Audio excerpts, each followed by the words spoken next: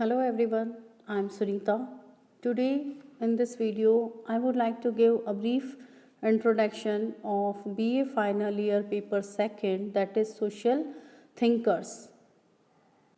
सर्वप्रथम मैं आपको इस वीडियो में प्रयोग में ली जाने वाले विभिन्न स्लाइड्स के बारे में शॉर्टली बता देती हूँ। फिर इन स्लाइड्स के बारे में हम डिटेल में चर्चा करेंगे।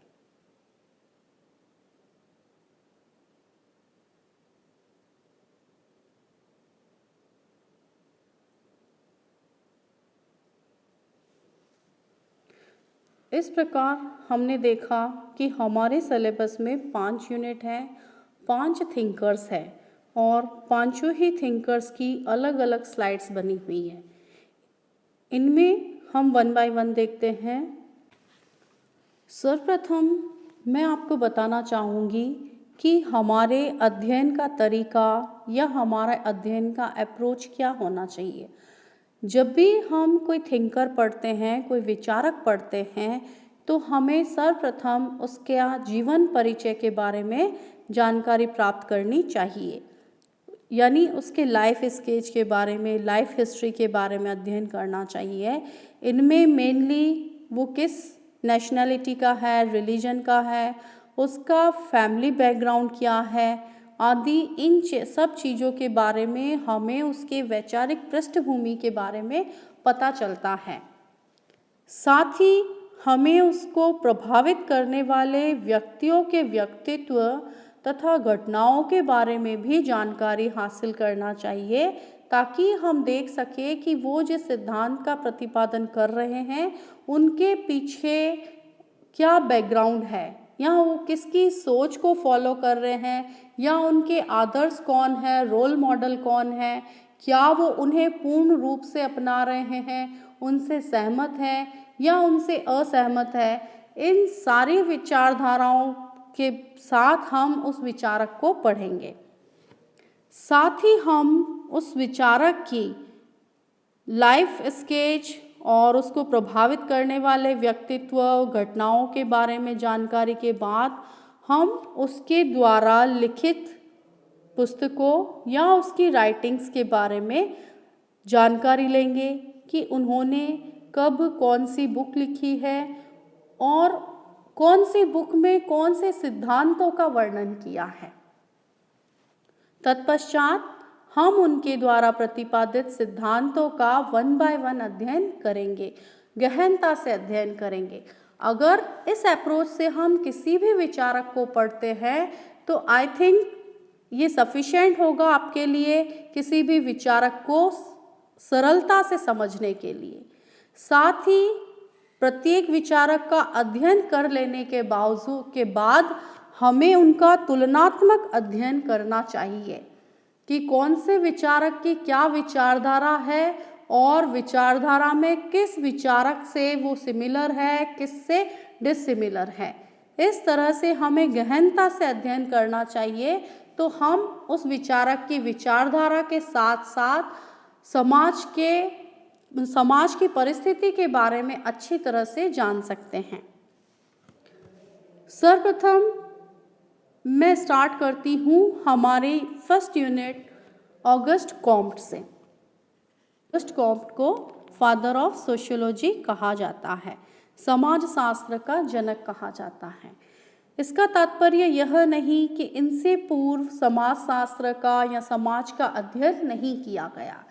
यद्यपि इनसे पूर्व भी समाज का अध्ययन किया गया था, लेकिन जिस वैज्ञानिक दृष्टिकोण से, औपचारिक ढंग से इन्होंने विषय के रूप में इसकी स्थापना की, इसकी नींव रखी, ऐसा उनसे पूर्व किसी भी विचारक ने नहीं किया।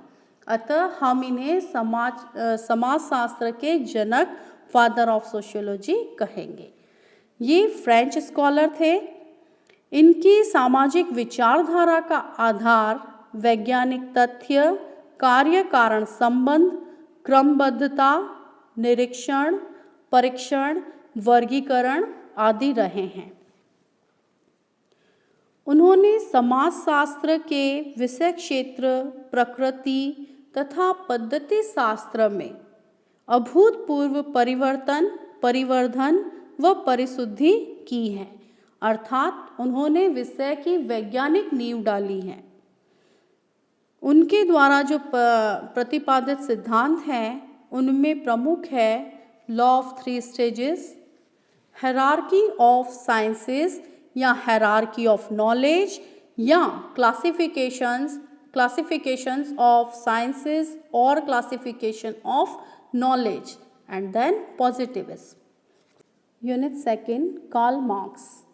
इनमें हम इनके द्वंद्वात्मक भौतिकवाद, वर्ग का सिद्धांत, सामाजिक परिवर्तन व अलगाव के सिद्धांत के बारे में अध्ययन करेंगे। उन्होंने द्वंद्वात्मक भौतिकवाद का सिद्धांत हीगल से लिया, लेकिन उन्होंने हीगल के सिद्धांत को एज इट इज़ स्वीकार नहीं किया, अर्थात उन्होंने उससे विपरीत अपना सिद्धांत दिया और उन्होंने स्वयं कहा कि मैंने हीगल के द्वंद्ववाद को, जो कि सिर के बल खड़ा था, उसे पैरों के बल खड़ा कर दिया है। इसी प्रकार उनका सिद्धांत वर्ग का सिद्धांत में उन्होंने बताया है कि वर्ग या क्लास यूनिवर्सल है, प्रत्येक युग में प्रत्येक समाज में पाया जाता है। वर्ग विहीन समाज की कल्पना नहीं की जा सकती है। कोई भी ऐसा युग या कोई भी ऐसा समाज नहीं रहा है जिसमें वर्ग न रहा हो।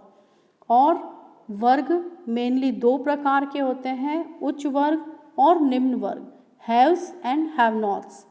उच्च वर्ग नो डाउट संख्या में कम होते हैं, लेकिन इन्हीं कम अल्पसंख्यकों के पास संपूर्ण या लगभग संपूर्ण संपत्ति होती है, शक्ति होती है और शासन करने की ताकत होती है। इसे हम शोषक वर्ग भी कहते हैं। दूसरा वर्ग निम्न वर्ग या हैव नॉट्स, जिसके पास संपत्ति कुछ भी नहीं होता है, वो संपत्ति का स्वामी नहीं होता है। इसे हम शोषित वर्ग कह सकते हैं। इसी से इन्होंने वर्ग के साथ ही वर्ग संघर्ष का सिद्धांत दिया था, थ्योरी ऑफ क्लास स्ट्रगल, कि किस प्रकार प्रत्येक वर्ग में वर्ग की भावना आती है, क्लास कॉन्शियसनेस आता है और उनका जो स्वयं में वर्ग है वो स्वयं के लिए वर्ग बन जाता है। Means class in itself to class for itself बन जाता है। नेक्स्ट है हमारी 3rd unit, Emile Durkheim. Emile Durkheim को कॉम्ट का उत्तराधिकारी कहा जाता है, क्योंकि उनकी विचारधारा भी वैज्ञानिक है, प्रत्यक्षवादी है और साथ ही उनकी विचारधारा तुलनात्मक और प्रकार्यवादी भी है। उनके प्रमुख सिद्धांत division of labour, suicide, social fact और रिलीजन है।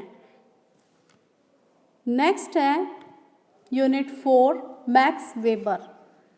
इनके प्रमुख सिद्धांतों में समाजशास्त्र की परिभाषा, अर्थ परिभाषा, सामाजिक क्रिया, आदर्श प्रारूप व धर्म है। 5th and last unit, Pitirim Sorokin. इनके सिद्धांतों में हम समाजशास्त्र की प्रकृति व पद्धति, sociology, nature and method, theory of cultural change and social mobility करेंगे। इस प्रकार इस वीडियो में हमने BA final year paper 2 social thinkers के बारे में सामान्य जानकारी प्राप्त की, जिसमें विभिन्न यूनिट्स के बारे में संक्षेप में चर्चा की गई।